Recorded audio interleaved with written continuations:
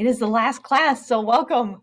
So you guys know me by now. I'm Andrea Nikolai, and we're going to talk about rethinking your sweets today, which you think might be sad, but nope, it's actually fun because we have a lot of good options. So let's get started. And first, before we even show you guys the pictures, you guys making some awesome stuff for the recipes. We're going to do this one more time. So it's the last time you have to do it. And so I wanted to just see if we can get it all without doing any of the circles. So if you don't mind putting it in, what are some of the key things what eating the Mediterranean way looks like?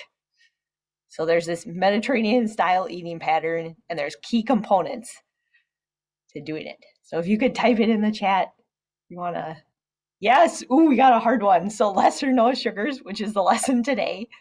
Yes, so rethinking your sweets.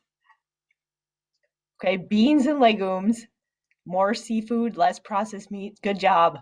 Whole grains, nuts for snacks, right? Exercise, that's one of the ones on the side that we usually forget.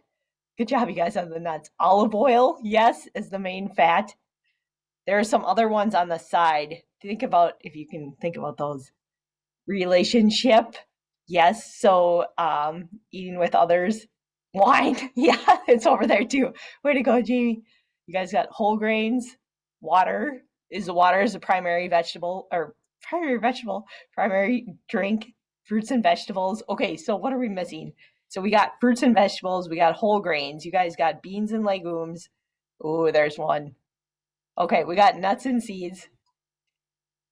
And then we got the olive oil one. We got drinking red wine.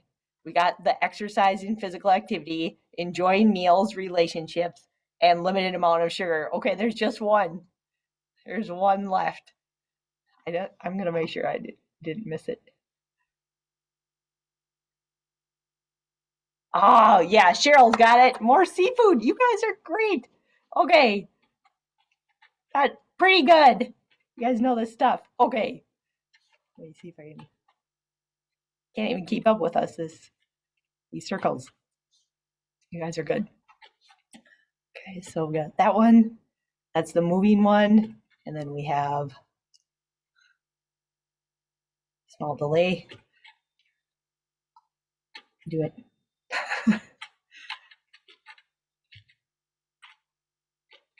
Huh. Takes a lot to get to the right side sometimes. Okay, we got the relationship and then the sugar one. Last one. Oh.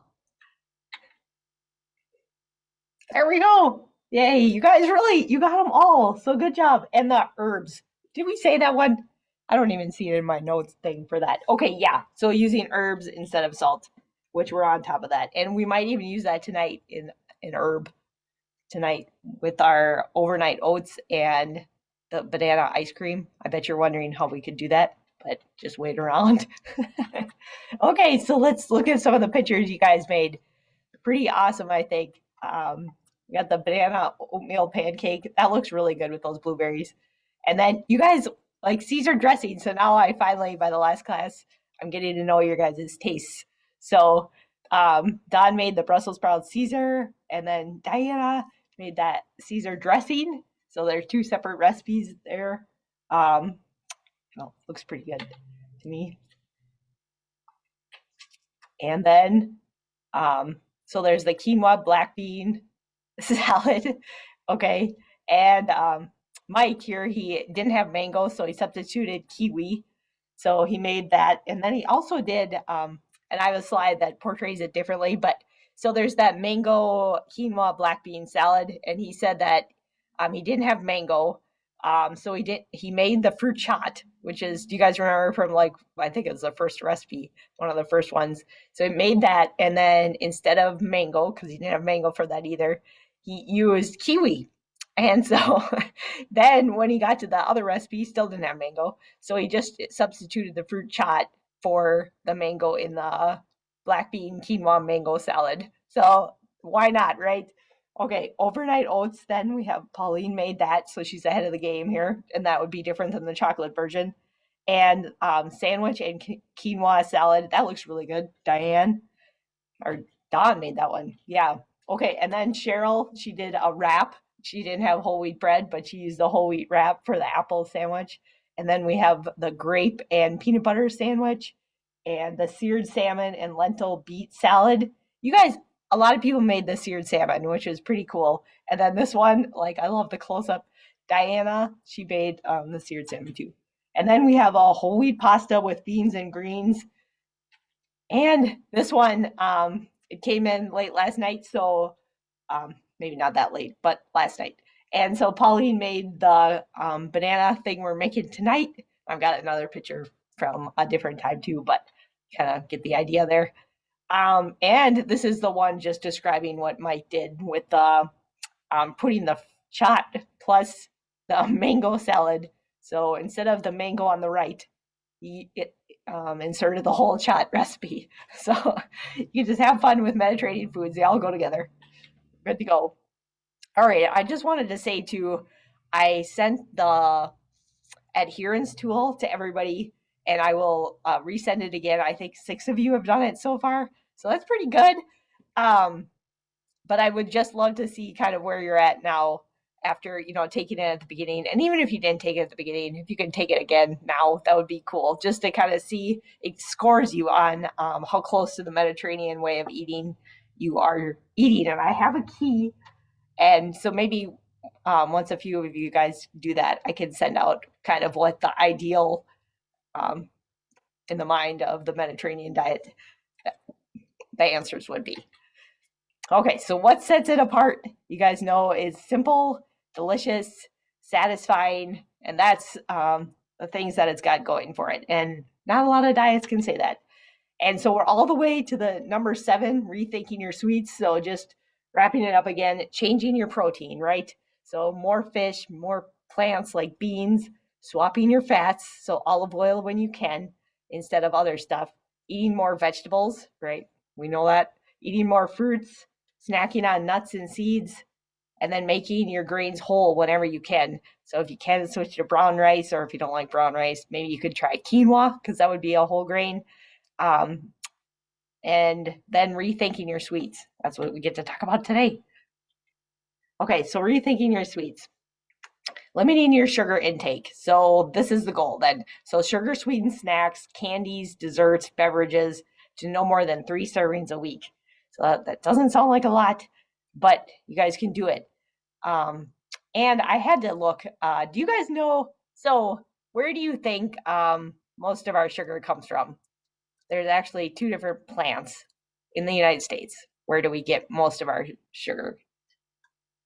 And it doesn't count like honey and maple syrup, but like the white sugar, I guess. Do you guys know? Where do we get that? Let's see.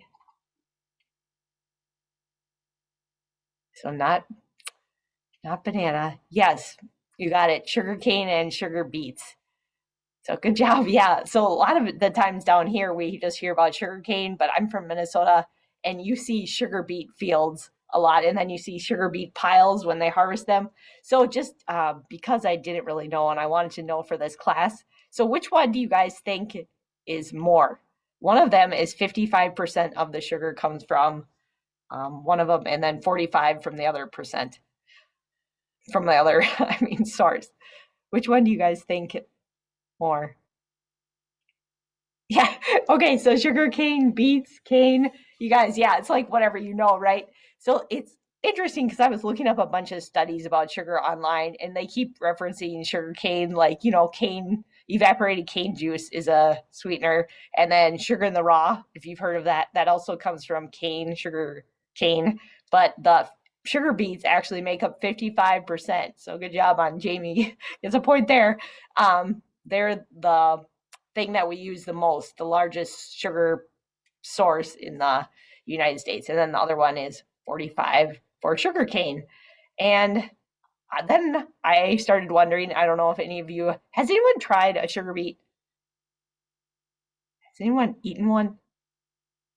Because I was like, why don't we have them in the store? Doesn't that sound delicious? Like a raw one, yeah. Okay, so I Googled why don't we see them more, right? Because, okay, wouldn't you think that would help you eat a vegetable if it tasted like sugar? So it said that they're not commonly consumed due to their sweet, bland flavor. And I was like, that sounds okay, right? But then they're primarily used to produce sugar. And so somebody was describing, and they said when eaten raw, sugar beet tastes kind of like a white potato that's been sprinkled with sugar. So maybe, hey, it wouldn't be that good. I don't know. So although they're rarely seen in fresh markets, some home gardeners do actually grow them and eat the variety, and you can put them like consume them raw when they're young, and then they can be grated and sliced into green salads. So that's an option, especially for those of you who are towards the north country. Jamie says, "Okay, so yeah, that's cool, Cheryl. Where are you from again?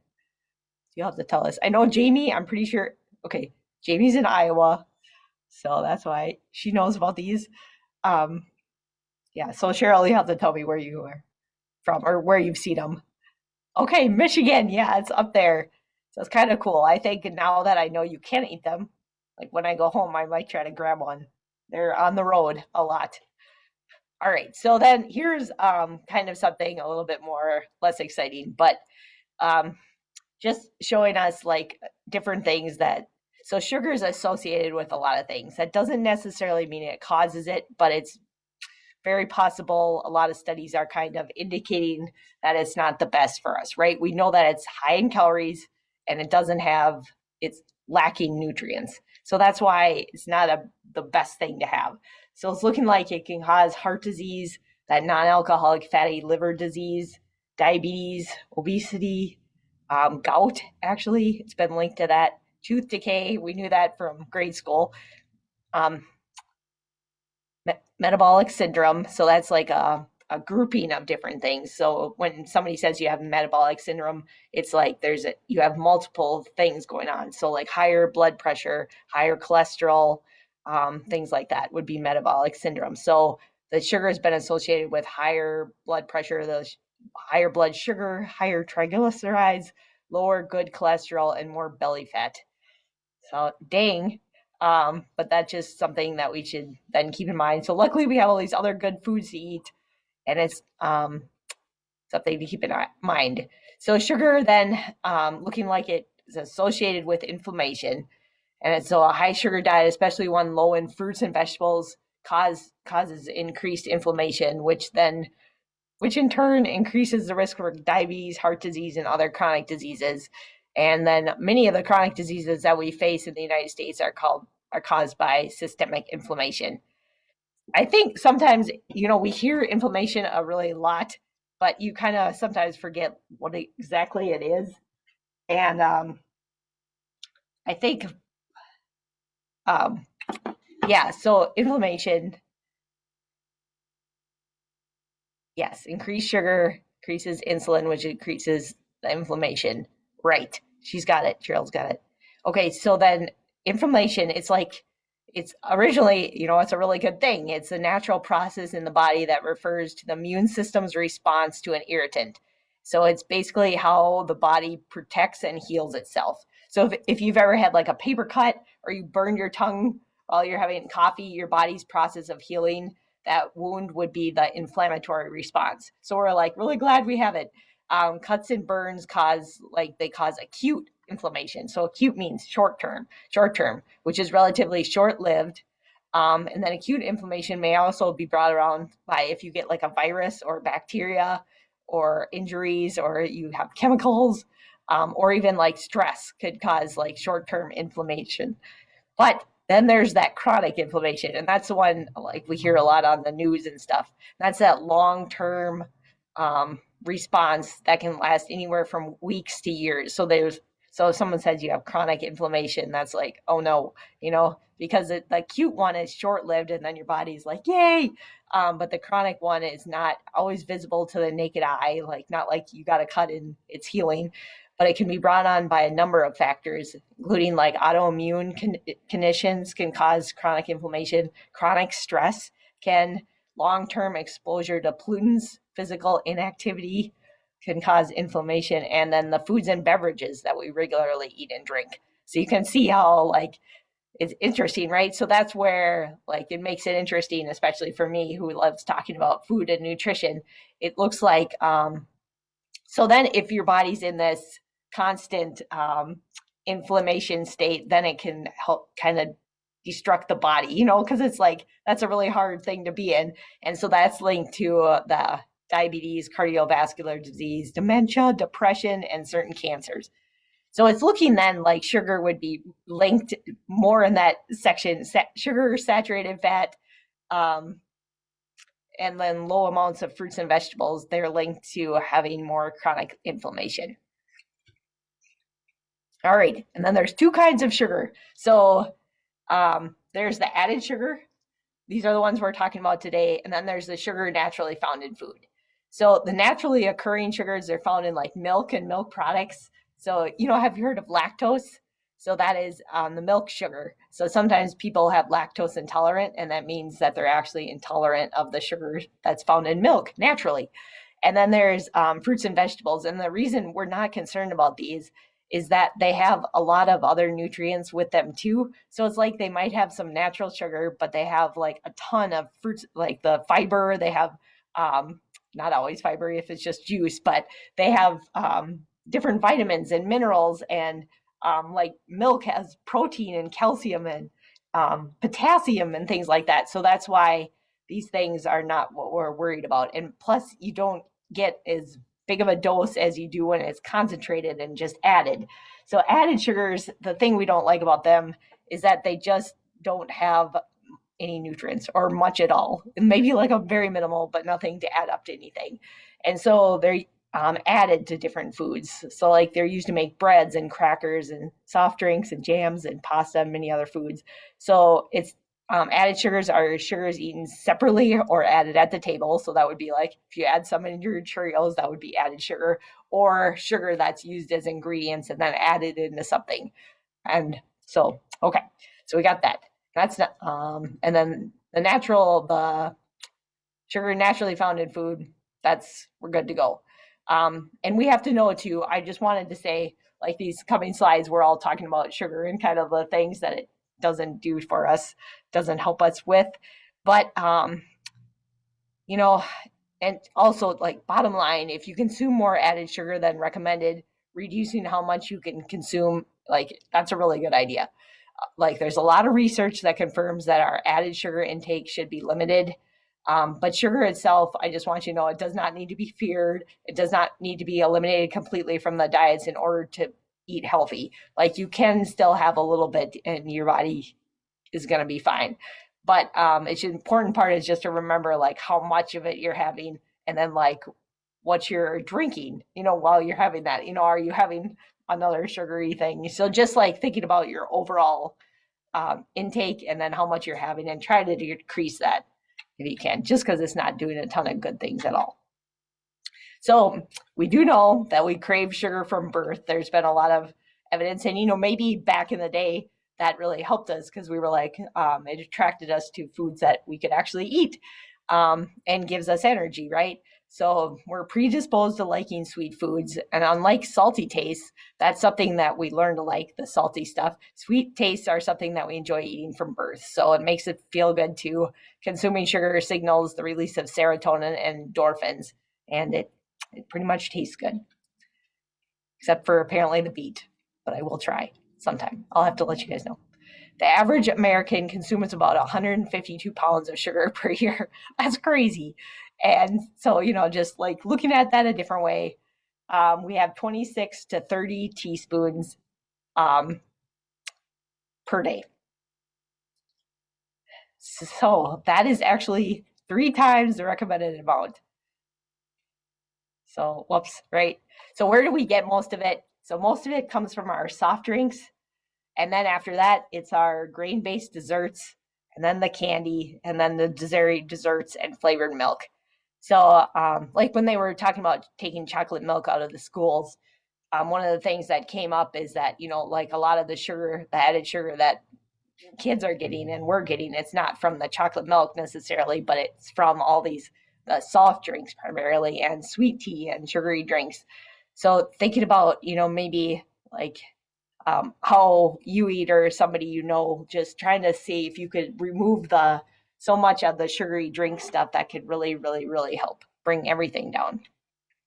So here's our goal. So I don't know if you remember, but we're having on average 26 to 30 teaspoons of sugar a day. That's crazy. And here's what we're aiming to get. So American Heart Association and recommends 6 to 9 teaspoons of added sugar. So that would be 6 for females and then 9 for males.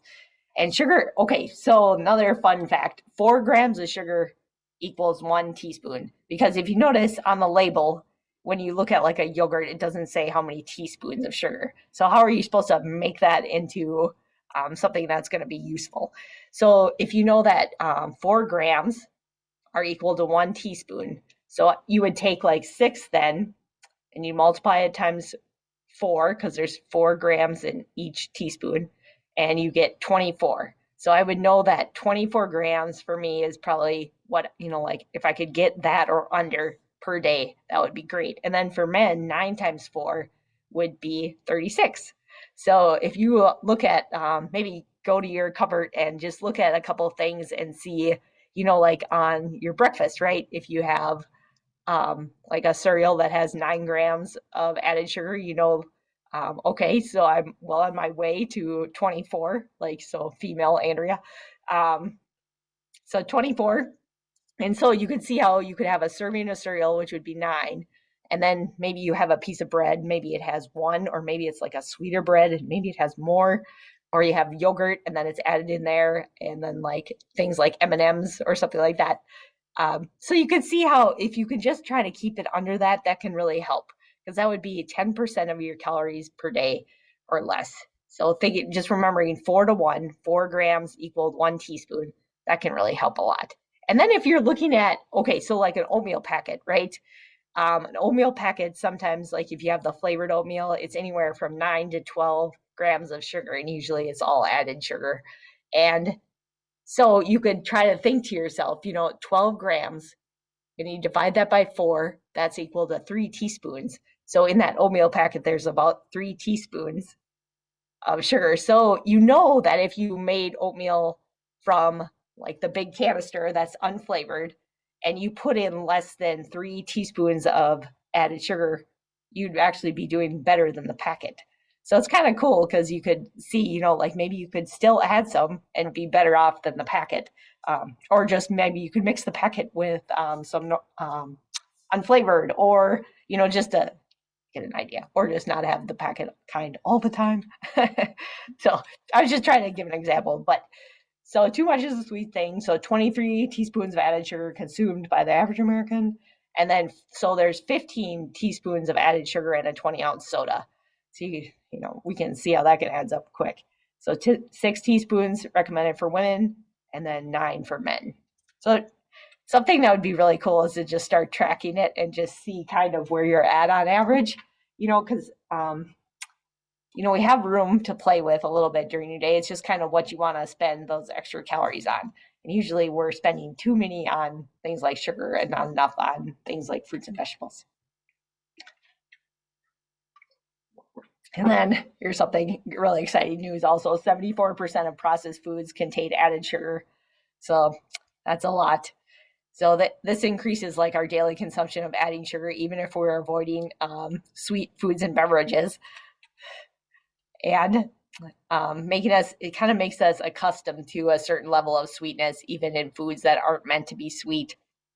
And I noticed that, I think one of the things, I talked about it maybe, but SpaghettiOs, right? I was talking about just, I had them recently. I ate them a lot growing up, but just, they have a lot of added sugars, and it's interesting how it tastes sweet, and no wonder I liked it growing up so much.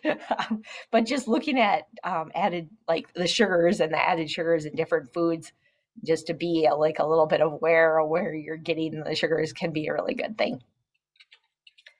So here's the other thing that's kind of confusing, right? It's just not on the labels then. They have to list all the ingredients on the label. And like we talked about before, it goes from most to least. And so sugar comes in many names. So these things are all broken down and then processed the same way in your body. So they're considered sugars. And so if you see anything with the OSE, you know that's most often a sugar. So you see sucrose, that's like our white sugar, glucose, maltose, fructose, dextrose. They don't have lactose on there, but that's one.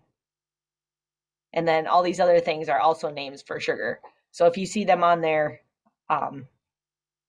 you would know that's a sugar. So you gotta be kind of a label reading detective, but it's really nice because they list it on the actual label now too. So as added sugars, you could know without even having to look on the label how many times it comes up. But it can be really good just to kind of see where it's coming from. So here's some common questions I feel like we get sometimes. Is regular sugar better than high fructose corn syrup, for instance? So high fructose corn syrup is very cheap, very concentrated sugar that's used in a lot of foods. Okay, so high fructose corn syrup, it's not, and I did some double checking on some studies. I had some professors in grad school who were actually looking at this, and they found some links with high fructose corn syrup and them it not being good. But another study has just come out, and they were comparing that to sugar, and it's just they were both equally as not as good for you.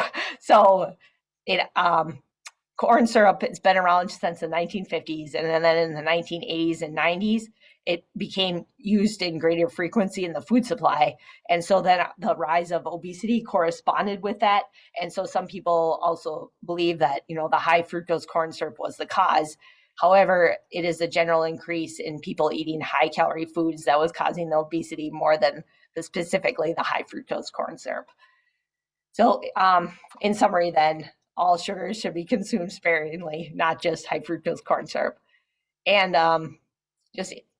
yeah, is honey okay? Honey's bottom line, I guess, not really healthier than other types of sugars. It does have a few antioxidants and things like that, but the magnitude is a lot more in something like a fruit or a vegetable.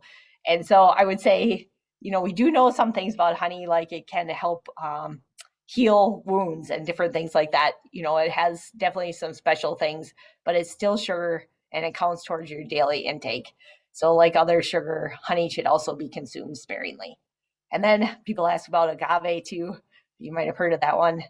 Not really healthier than other types of sugar either. It's still sugar and counts towards your daily sugar intake. Like high fructose corn syrup, it's mostly fructose and it goes straight to your liver, which I guess you would, and it's lower GI or glycemic index. So sometimes people say that's better for somebody who has diabetes. But like all the other sugars, it should really be consumed sparingly also. So I feel like a downer on this one, but sugar in the raw, what do you guys think?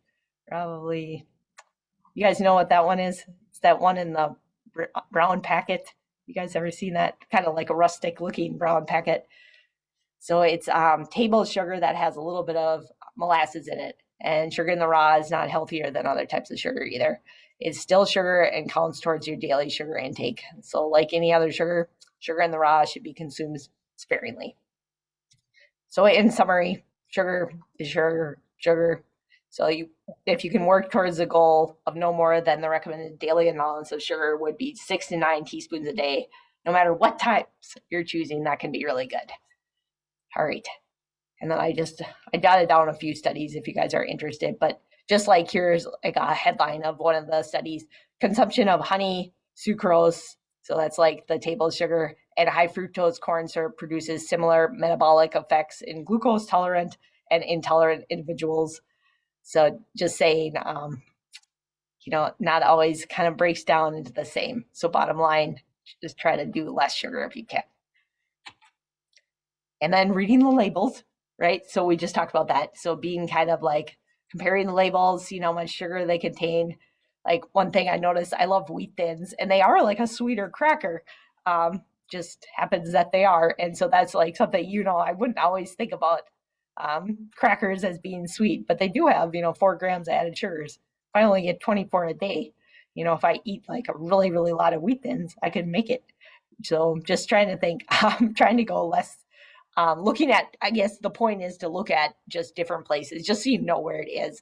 Things like spaghetti sauce, like, the one we got for the class with the whole wheat greens and stuff. That one had, I think, 0 or 1 gram of added sugars, but there was some with a lot more. So just kind of looking at that, and you guys already know the SpaghettiOs ding, but things like baked beans, a lot. And I was just looking at my cupboard yesterday, and I had a barbecue sauce, and it's like no high fructose corn syrup. And so I flipped over just to look at the ingredients. And so the first ingredient was sugar. I was like, oh man, so just, yeah, I guess if you can make your own sauces too, when you can, that can really help. And then there's other things too, like honey roasted peanut butter. Um, and that's that label on the right there. And then it has like 1 teaspoon, or excuse me, so 2 tablespoons of peanut butter. It has, yeah, about equal to 1 teaspoon added. So it's like, just basically wherever you want to spend it. You have this much and you're trying to get lower. So added sugar is in most processed foods, even those that aren't sweet. So as such, it's possible to consume sugar and even reach your daily limit of sugar without eating any sugary foods. So remembering 4 grams, equal 1 teaspoon. That's how you can kind of tell. So like on that one on the right there, the peanut butter, I would know that that's like about equal to having 1 teaspoon added. Same with the wheat thins, actually. And what do we got? The other one's bread. And so that's just showing how that one, not too much on that one, which is good. And here's just another 2 foods that can have a lot of added sugar are cereals and breakfast bars.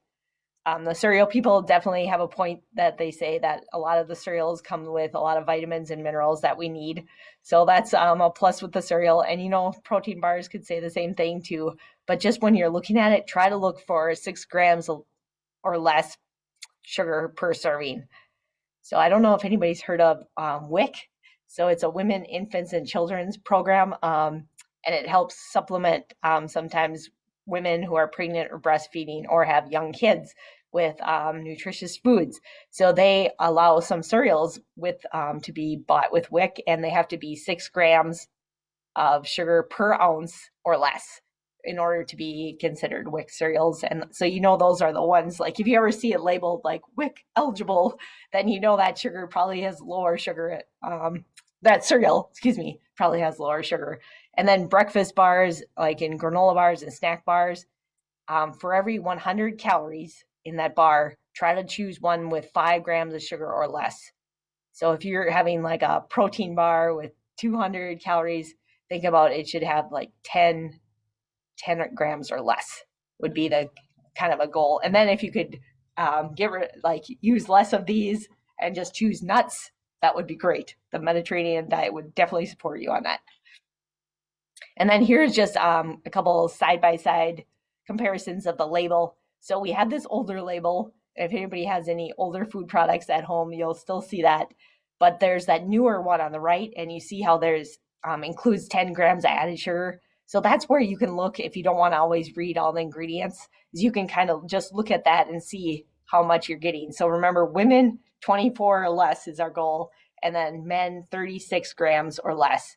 So you can kind of, see where you're at and what's adding up. And it also has that daily percent too. Do you guys remember what percent is considered high on the label? If you see a certain percent, it's high in whatever nutrient it is. You guys remember?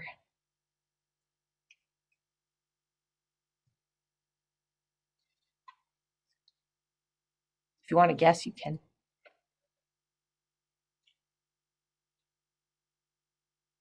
Ooh, good. Okay, so she says 10%, so that's considered good. So, or good, or like, yeah. So 10% if you want it is considered good. And then high is 20. So if you see something with 20% of something, it's considered high in whatever it is.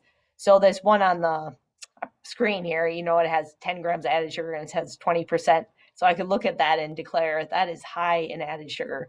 And then 10% is considered good, like a good source.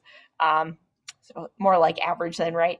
Or, if we're looking at it the other way, so 20% could be good depending on the nutrient, or something we don't want, then we don't want it to be 20%. So sorry if I'm getting confusing, but the other thing is the 5%. So it's 20 and 5. So 5% is considered low. So I look at like that potassium, and I know it's pretty low in potassium, but it's like really, really high in iron, and it's high in calcium. And then it's a good source of vitamin D because it's 10%. So that's what you can say. So on the label, if you ever see those things listed like high in this, that when you flip that label over, it has to be 20% or more. So if something was like declaring that it's low in sodium, then it would have to be what percent? Does anyone know? If it's considered low in sodium, what percent sodium or less would it have to be? Trying to see if you guys are following me. Tune me out. Yes, Mike, you got it. So 5% or less.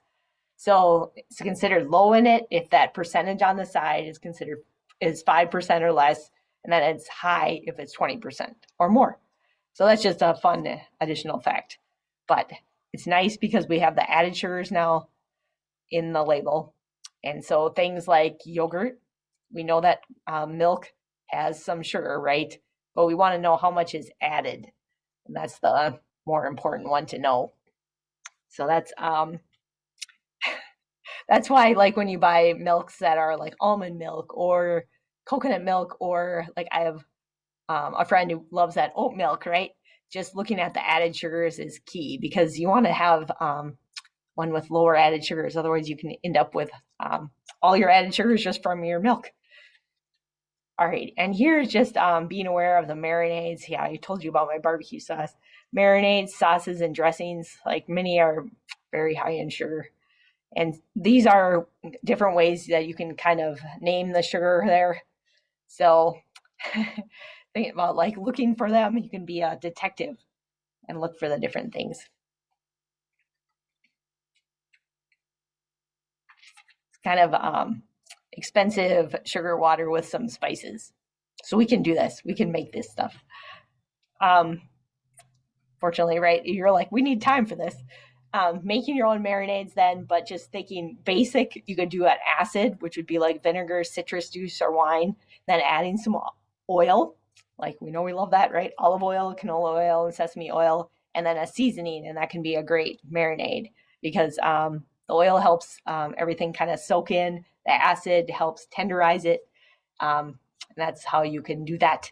And then they can cost less too. And you can just use them with ingredients that are around your house. And then if you don't have something like barbecue sauce, then you can make it yourself. And maybe I could use less sugar than they did if I wanted to make barbecue sauce. And then don't drink your sugar because this is about 50% of the sugar we consume comes from that liquid form. Soda, sweet tea, juice. Like if you could eat fruit instead, that would be really great. So if you do like juice, try to have it in small amounts. And then there's sports drinks and those sweetened coffee drinks. Some of those are really high in added sugars. So just kind of thinking about that when you go to get some drinks. And then not all calories are created equal too. There's evidence that the body does not respond to calories in beverages the same way it does for food. So like your body might not register the calories that you drink, so you end up consuming more calories than you need. Calories from liquid might not make you feel full and satisfied the same way, just because like looking at this another way, your body does not see or feel the calories from beverages like it does with the ones from food. And then the calories in beverages are like stealth calories and can cause you to consume more calories than you need because you're not registering that you're having all these calories. So try not to drink your sugar can be the bottom takeaway from that. And food calories way more satisfying. And then, like if you are going to have some sugar, say we get 24 grams or less, or men 36 or less, right? The lower, the better. If you can use that sugar to help you eat things that maybe are really good for you, that would be a really great way to do it. So like maybe trying to think of like, okay, so oatmeal, right? Maybe you just need a little bit of sugar and that will help you get those whole grains down, right? Or thinking of trying to think, I guess sometimes people put a little sugar on their fruit. And, if that helps you eat it, that would be maybe where you could use extra sugar instead of having it in other places. So here we are, examples of sugar in a sweetened beverage. Soda probably comes as no surprise, right? That a 20-ounce soda has about 17 teaspoons of sugar. And then most cola drinks and other drinks like that are, whether they're clear, whether they're green, orange, brown, they have about the same amount of sugar. And so I know sometimes like I'll be doing classes and I have the sugar measured out in different bottles so that I can show people. But just, sometimes you think like some of them would be club soda. What am I thinking of? Not club soda, but the clear one. I cannot even think of it. Okay, so Sprite. Yes, thank you. Okay, so that one would be, you think it, I don't know, it just seems like it would have less, but it doesn't. And orange soda and grape soda, they're right up there with like Mountain Dew. So there's like a little bit of a difference, but it's only a few grams. So it's like, um, yeah, not enough to make it like I almost have to do so many models, but people like seeing all the different sodas. So I'm showing them that. And Dr. Pepper is still a lot too. So thank you, Don. Just kind of something to know about that. So we got that. Then there's sweet tea. It's kind of, this is a kind of a downer, this part, but just, if you can do it without the added sugars. And I used to work with people one-on-one. So I would do like counseling and just, I have seen a lot of people switch. So I moved from Minnesota to the South and people like sweet tea down here. I know Florida is kind of like a separate state, but I was in Alabama and North Carolina and sweet tea is the thing. And I've watched a lot of people switch from sweet tea to unsweet tea and they drink it happily. So you think you can't do it, but you can. And so sometimes they would just do like a fourth, like unsweet, and then the rest sweet until they got used to that. It's just training your taste buds to appreciate the sugar like in smaller amounts. And then we have, yes, so some ideas. Like instead of doing those, maybe you could do like ginger flavored green tea or cranberry lime soda recipe. That's using cranberry juice, and then you can use like sparkly water too. There's a lot of those fun things, carbonated waters. There would be a really good choice for those. No sugar added in a lot of those. I guess probably look. Ginger ale was the other one I was trying to think of. Ginger ale, it seems so innocent, but it can have a lot of sugar too. So, okay. Let's think. Yeah, and the other one I always see sometimes that doesn't seem like it would have a lot of added sugar, but cranberry juice cocktail. I was just talking somebody. If you look at it and like compare it to a soda, I mean it's pretty high that cranberry juice cocktail, and they have to disguise cranberries are really tart. So just thinking of, that would be one spot, and then also just dried cranberries. Usually they have added sugar too. With raisins, raisins just usually are straight up raisins. They don't add the sugar, but the cranberries, it's like you'd have to for people to eat them. So just looking at different foods can help you be a good detective. And then here's some other options too, like that strawberry mint water and cucumber citrus water. So putting some fruit in there. And some people just say, even having ice cold water can really help them drink it and just enjoy it. Especially if you guys are in Florida right now. It's really hot down here every day. So sometimes it rains though. And okay, Mediterranean flips like do it yourself oatmeal. I was talking about this way too much, but 10 grams of added sugar in those. And then like, if you do it with fruit, right, you got 0 grams of added sugar. And you could do it with milk too. That has some natural sweetness, right? And that would be 0 grams of added sugar. And then here's thinking about some of the yogurts too. If you can choose plain non-fat, and even if you add some jam in there, right, or some fruit, the jam would be added sugar, but if you could add less than what they do, or just a little bit of honey, right, which is honey has more calories per tablespoon than sugar does. So just knowing that, if you use a tablespoon of sugar and use a tablespoon of honey, the honey is going to have more calories, but usually sometimes people can use less. So that's why I think sometimes honey can be an option like that, or a viable option. And in the recipes today, they do call for honey. And I'm going to try to do something else. I'll show you. And so instead of buying a flavored yogurt, try to buy a plain one and see if you could add your own like sugar that can help you control the amount that you use, or add fruit and a little bit of sugar if you need to, or just have the plain one. And then, oh, Brittany said she loves ice water, but it does constrict the blood vessels and slows the digestion. That's why people in the East, they often have room temperature water. Just interesting, right? I guess sometimes people feel like ice cold could increase your metabolism a little bit, and it does, just to warm it up a little bit for your body, but it's not enough to cause any calories or anything lost. So anyway, thank you. That's my little 2 cents on the sugar, or on the sugar, on the water. Thanks. So then here's just another idea too, the yogurt bark with berries. I don't know if anybody's made that, but it's a really pretty, if nothing else. And so you can get creative by adding various toppings on that. And then breaking your sugar habit. Okay, so assess your sugar intake and cut back gradually. So just kind of, even if you can be aware, that's all I ask. Just kind of look at the label a little bit more. And then give your palate time to adjust. Beverages are a good place to start. Allow yourself small sweets so you don't feel deprived, and become more likely to just like, sometimes that happens with kids, especially, is just if they're deprived a lot with maybe not ever getting any sugar, and then they go to a birthday party, they're like, and so just trying to think, where you could include it in your day just to make it a normal thing, but not just so much of what you're eating. And I really like that ice cream cone picture. That's about perfect. I need to put that in my dad's hand. So buy high quality foods in small quantities. Think quality and not quantity. And that would be like the person who loves the chocolate, right? Like if you could have one really, really good piece of chocolate, or, like a bunch of not so good pieces, maybe that matters to you. Maybe it doesn't. But in using natural sugar, like in fruit, to calm your sugar cravings. So I have some watermelon at home. It's really good. And it, like, yes, that's delicious. It's also the juice. It's really, really sweet. It's really good added to oatmeal. So that's just, like one way to maybe use fruit instead. Okay, and then breaking your sugar habits. So you like that apple pie, right? Maybe we could do a baked, microwave baked apple. If you guys have not done this, you'll have to try, just because you have all the kind of the goodness without so many calories and added sugar. And then what about artificial sweeteners? So I see Jamie put in the chat, like the monk fruit for sweetener, is that bad?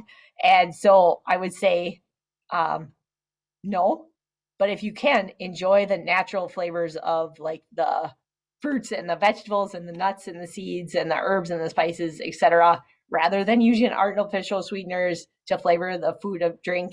That could be the best. So we got like the best would be just like, you don't even crave sweet things. But then, and then the other thing about the artificial sweeteners is sometimes it makes your brain, like they're doing more studies on this, but making your brain think that you need to have things that are really sweet, because artificial sweeteners are ultra sweet. So they don't have the calories. And monk fruit, it actually comes from the fruit. So that's kind of a cool thing, kind of like stevia comes from the plant, which can make you like, I don't know, I feel better about it. It's maybe more natural, but honey, right? We just talked about it, it's natural too. So it doesn't necessarily make it good. But if you are a fan of artificial sweeteners, then they're on the market, and they're a better option in terms of calories than eating sugar. So that's what I'd say about that. I don't know if that helps, hopefully. So mindful living then, so it means paying attention, right, to the events, the activities, and the thoughts that make up your daily life. It means doing things on purpose, not just going through the motions of what you've already always done. So living mindfully encompasses all aspects of your life and can help you achieve your healthy eating and living goals. And so like it can help you think about those sweets then, as well as implementing all 7 of the steps. So just like being aware of what you're doing, because sometimes you have to break your habit a little bit. So if you can be present and realize what you're doing that can help you reach a lot of your goals.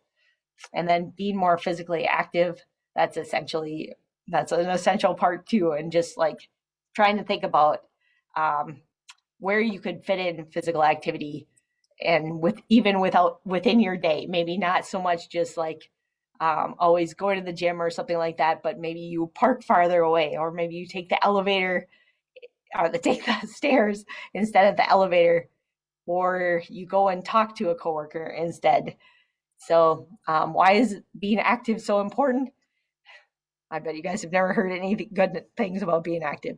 So the sleep improvement, so you sleep better, mood improvement, disease prevention, disease management. It can help your body lose blood sugar easier. Stress management, weight management, current and future mobility. That's a big one. Just pain management too. So there's lots of benefits with that, and being mindful to get that physical activity in can really help. And it's free, which is really nice. Can I ask if you can write in the chat, are there just different things that you found that you do throughout your day that help you move a little bit? Is there something like one's coming to mind is like we have a driveway at my parents' house where the mailbox is a quarter mile from our house. So it's like about one time around the track is like to the mailbox and back. And I know that my parents, they walk to get the mail every day. So that's just like one way, that's a thing. They could just drive down there and get it, but they walk. That makes that a thing. And so trying to figure out like where you could put that little bit of activity in your day can be really good. Oh gosh. Good job, Cheryl. Okay, so she said she just works 12-hour shifts, and so when her watch reminds me to stand, she gets up and walks around the unit. So that would be one really good thing. Yeah, it's hard. That would be a really hard thing. Does anybody else have anything? Oh, Pauline, yeah, take the stairs. I used to work with Del Monte Food, and we were on like the 10th floor. I was an intern, and there was a couple other interns with me, and we would always try in the morning to walk up the 10, park farther away from the store. Yeah. And it's so funny, it's like we know we want physical activity, yet we still always look for like a parking spot close to the store. Jamie, that's awesome. Yeah, walk the dog daily. That would be a good thing. You could just get a fence and be like, all right, go. So yeah, and then parking farther away. It is the motivation to have the farther away spot. You're like, I'm getting benefits you don't even think of sometimes. I have to say, I've seen a meme once. It was a picture of like really fancy gym, and there was an escalator for the stairs because it was like high up gym, and so they were showing like pictures of all the people taking the escalator, up to the gym and not like walking up the escalator. But it's like, that's like, it's like if we could just incorporate it throughout our day, that would be good. That goes out the window. Okay, yeah, I understand, Pam. I hear you. On that. She's like, we need shade. Okay, so lots of good reasons. We talked about these. Sometimes the visuals help also, so this is good. Sleep and stuff, and then being aware of how much you move your body throughout the day. You guys just talked about that. Can you get up like every 30 minutes if you can? Try to figure out how you can be active most days and take every opportunity to move when you can. And then be physically active. This is really important, right? To be physically active in ways that you enjoy and find your favorite ways to be active to get you moving. So that's really the bottom line, right? Is finding something that you enjoy, because then you'll just be doing something fun. So planning ahead, just like you plan ahead for other commitments, put it on the calendar, and then use positive self-talk. One thing that can really help, and you wouldn't even think, but changing what you say from I have to walk around after work, or I have to go to the gym, to I get to take a walk after work, or I get to go to the gym, or doesn't it just sound better? It does. And so just trying to change that I have to I get to, it kind of changes it in your mind. You think about, like, aren't we glad, we have legs and we can walk wherever we want. And so I think just changing the mindset right now can be really important, especially sometimes, yeah, lots of negative things. So be in the moment, focus on your body feels, how you're doing the physical activity. So, like, sometimes it feels so good after you've gone for a run or if you've done some physical activity and you're like, yeah. So just, embracing that feeling and remembering it the next time you're having trouble doing something, enjoying the benefits because you can be feel better, stronger, happier, less stressed. Um, then, okay, we got a couple more slides.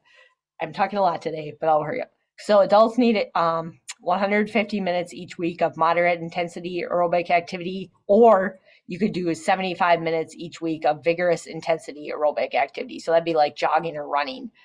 And so it's like, or you could do an equivalent of the two mixed together.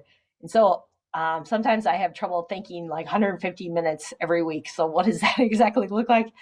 It'd be about 20 minutes every day. So if you could get 20 minutes of moderate activity every day, that would be like the goal. And we know that more is better, but you don't want pain. So there's a, kind of doing stuff that you enjoy and trying to be active every day. And it doesn't have to be all at one time. We know that also.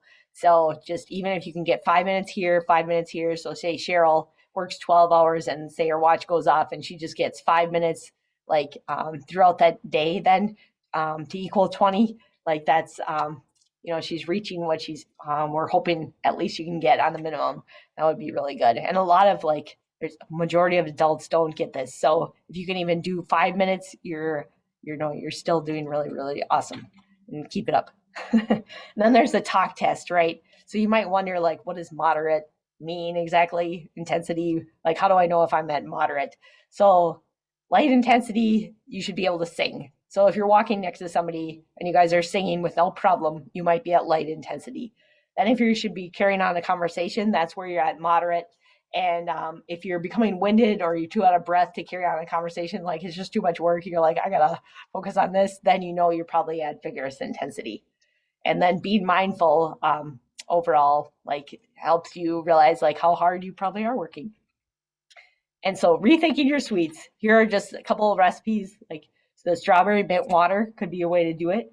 Cucumber citrus water, cranberry lime soda, ginger flavored green tea. I've had some people make that one and they like that. It's yeah, you can look at the recipe. Then there's the microwave baked apples. And this one I was like, what? At first, just didn't really, but you can have yogurt and have it savory. So that'd be like kind of like having cottage cheese instead of putting fruit with it or something. A lot of people put like cut up tomatoes or things like that. So this would be cucumber, olive oil, sea salt, yogurt. And if anybody's had that tzatziki dressing, it's really good. Or like cucumber soup with yogurt, it's, yeah, but it's really refreshing. And so I was like, God, I need to rethink this. And then we did this, right? The peanut butter and apple slice sandwiches, fruit shot, banana nut muffins. And then there's the banana granada with blueberries that we're making tonight. And here's somebody else's picture. Actually, Mike, he did this one, and that's kind of cool. So that's what we're making tonight. And then, okay, thank you for the moment we've all been waiting for. Let's do the drawing, and then I'm going to run and get the recipes so that hopefully you guys can get out a little bit early. Okay, so I have in front of me 3 $25 Publix gift cards.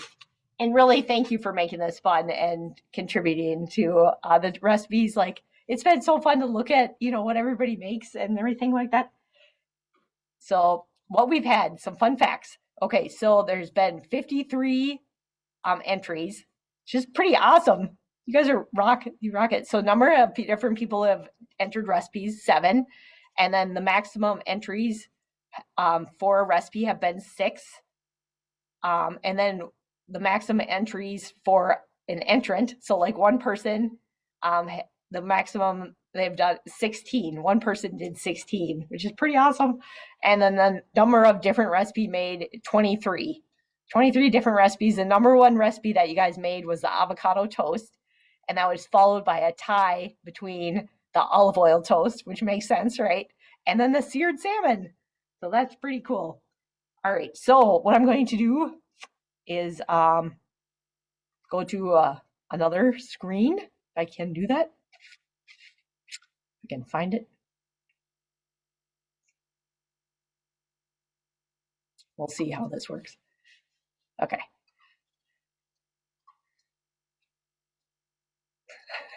See if I can get to where we need to be. Oops. This is not working like I thought. Hold on.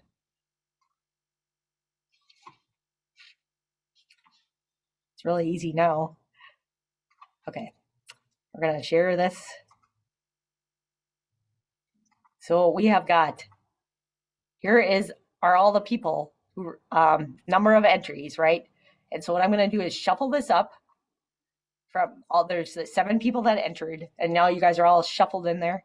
You can shuffle it again. It's really cool, right? Okay, and now we are going to spin for the first $25 gift card. Let's do it.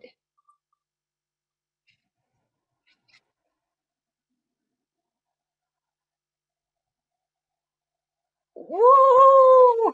Brittany, you are the winner of $25 gift certificate from Publix. So I will get your address. I'll email you, and we'll get that figured out how we can get that to you. Yay! Right? Okay, so now we have to remove you. So you're not winning another one. Okay, so we're just taking you out there. That's pretty awesome, Brittany. Good job on entering. All right, so let's shuffle you guys again. Shuffle again, and we will spin. I like how they clap.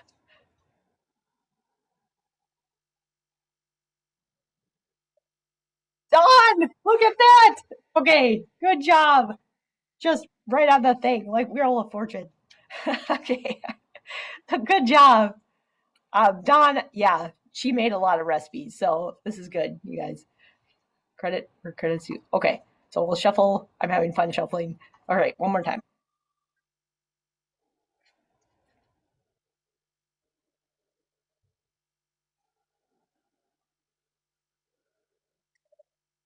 Pauline! All right. Well, good deal, you guys. Okay, well, I will get with you guys. So we got Pauline, Brittany, and Dawn. And special thanks I have to give to Mike.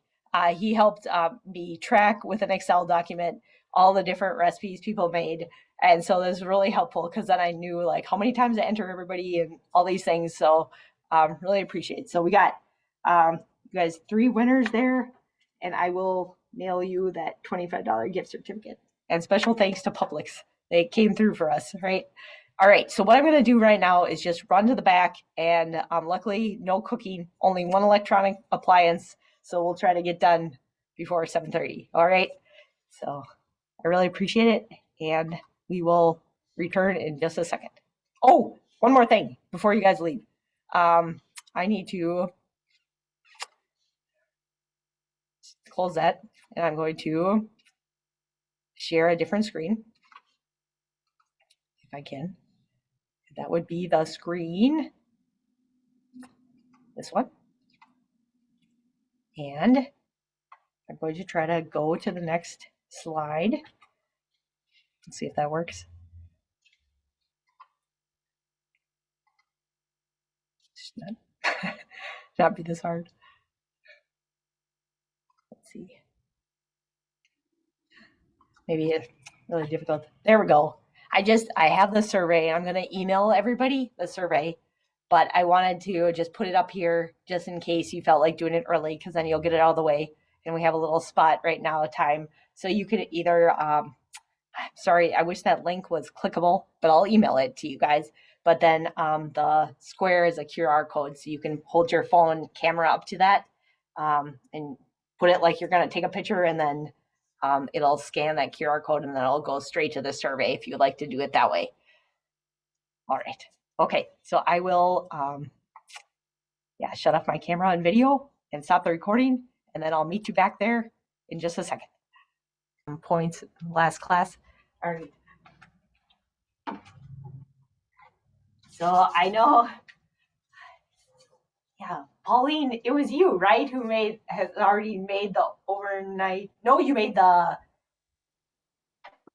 It was Dawn who made the overnight oats, and then Polly, Yeah, you made the I made both the overnight oats and the granada. Thank you. I appreciate that. Okay. I don't want to get those. All right, so I have some blueberries. I have the bananas. I have milk. I have yogurt. So let's just do the overnight oats really fast first. We're going to do the chocolate one. I actually had fun. I did kind of like a berry one last night because I was like, I got to show you guys the finished product, right? So we have, so here it's just like, it's pretty thick, as you can see. Be like, oh. Like, you know what they do at the Dairy Queen, right? They're like, oh, let's see. And then here's this one. So they're just basically without the cocoa and without the honey. Yeah, so they're pretty solid. Was curious because I wondered. I have those instant steel cut oats, and then I also have the normal oats, rolled oats. So I wanted to just see if they would work with the instant steel cut oats, and you can't even tell the difference. Yeah, so they definitely do. And so you can kind of got like a little bit very thick. Ooh, that's good. Okay, I do have to tell you, I use non-fat strawberry yogurt. So that I didn't need a sweetener with that. Okay, so that's good. All right, I'll move those. But yum yum. Okay, so then we are going to make the chocolate version. So I got the oats here, and then I have cocoa powder, and then we need a half cup of milk. Let's see, I think this is actually, yeah, it's a half cup. That's useful. It's the last of the cocoa. Cocoa out of the thing. All right, so we got that. And so just a fun fact, okay, if you ate this, drink this whole container, it's 16 ounces, so 2 cups of milk. And so it's like 25 grams of sugar and then 0 grams added sugar. And then, yeah, and it's high in calcium and has 15% of your potassium, vitamin A too, and vitamin D, high in vitamin D. So, yes, there you go, milk. And then I chose the non-fat plain one, especially because we have this.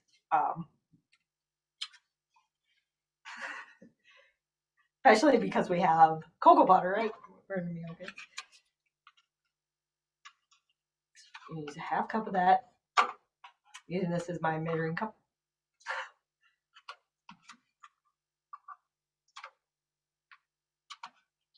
Should be about. So this is how many ounces? 5.3. So 4 ounces and a half cup. So, all right, that in there.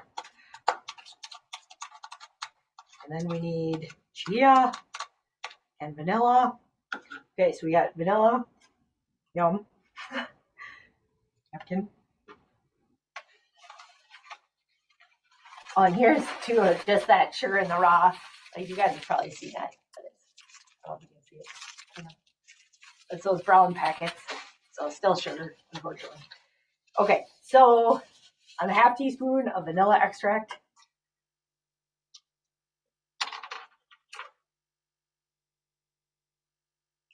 That in there. And then I have vanilla, chia seeds, 1 tablespoon chia seeds, and that's all we need. And then we can use honey if we wanted. I have a tablespoon here. Tablespoon. So I got my chia seeds. So they're like those really little seeds, and they make things viscous. So kind of like a thickener in a way if you leave it in overnight. I don't know if you guys have ever made chia seed pudding, but just to get an idea, so 2.5 tablespoons of this, and I just am using half of that, right? But has 150 calories, 9 grams of fat, but only 1 gram saturated. So you know it's like good kind for you, right? It's polyunsaturated, so we like that. And then, so carbohydrate, it's 13 grams, but it has 10 grams of fiber. So that's the big thing about chia seeds. They also have 5 grams of protein. They have 15% of your calcium, 15% of your iron. So that's like in 2 tablespoons then. So, but I mean, the big thing I always think of with chia, flaxseed, we think that has really good healthy fats. It also has fiber and protein. But the big thing about chia seeds, I always think their fiber is the biggest thing. Fiber is pretty good on that. And then if you've ever had hemp seeds, the protein is something that's really good with those especially. Okay, and so we're stirring this together. You guys are going to laugh at me, but outside we have stevia growing, and I can't help it. I know people use it. I've used it in my oatmeal sometimes, and I was like, why not, instead of honey, I could just rip in some stevia. So don't worry, I can test that here without you trying it. But it's funny, you would think the leaves would bother you, but it doesn't. So that's the herb that we're using. Trying to mix in the cocoa. Okay, we got that. And I have stevia. So this is stevia, the actual plant growing. And so if you eat like a little leaf of this, it's intensely sweet, which is so crazy. So I'm just going to put that in there. You guys can think I'm crazy, but it just tastes sweet. You don't think about it as a leaf. Okay, so I'm putting that there. We're going to test that and see if it kind of flavors the whole thing or not. Great. Okay. I know it's not thick yet, but let me just try one. Ooh, that's good. It kind of tastes like a dessert. Okay, got that. I'll stop eating this stuff. I'll quick do ice cream. Kind of feels like they're the same kind of recipe. All right, got this. Bananas.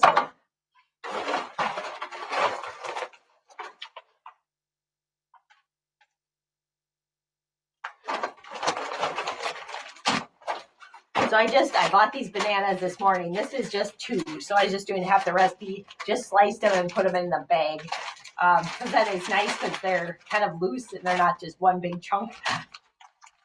And what I bought the ones that are like, the kind of perfect yellow with just a hint of green on the stem. So I like bananas, but I really like ice cream. And so I wanted it to taste more like plain ice cream and less like banana. So this is not what I wanted, a banana flavor. But I love the creaminess of it and the sweetness of the banana. So I have that. I have some honey. I have stevia. But I was thinking, I could use some chocolate powder. Let's see if we can do that. Probably help if I put the thing on.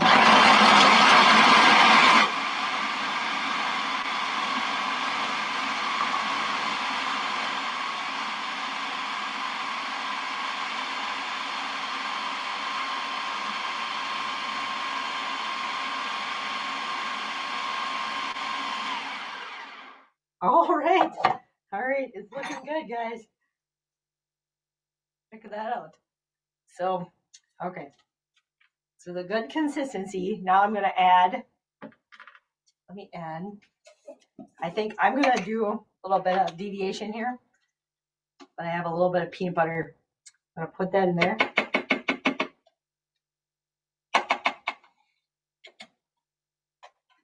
And I also have things like you could add, like I have the berries, frozen blueberries. You could put that in there and be like blueberry banana. I think I'm going to put in some walnuts too. And I also have just a couple almonds that are left. I could leave this for a topping, but I'm just going to throw those in. They're the slivered ones.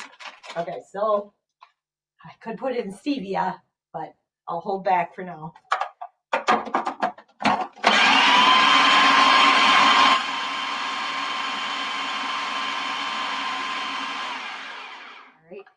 And then cocoa powder would be an option. I have some of this trail mix with M&Ms and stuff. I'm just gonna put a little bit of that in there.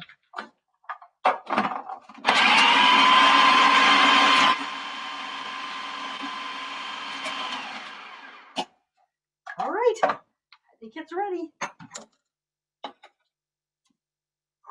got that.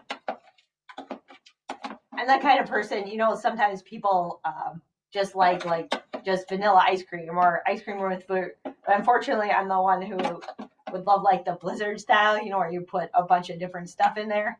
So you can see where I was going with this. Okay.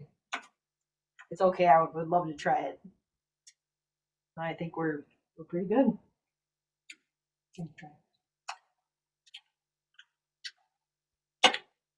There you go. Yeah, I think oh man, the peanut butter part is good in there. Okay, so that, I think I will add, cocoa powder would be something else I would add to that. I think that could be really good. But the nuts are good in there. Yeah, it's just refreshing. It's not the same as ice cream, obviously, but it does look pretty good. You gotta see it. Pretty proud. And then you could put like berries on it to make it look even prettier. Even though they don't really go with my combination, but just for picturesqueness. So, okay.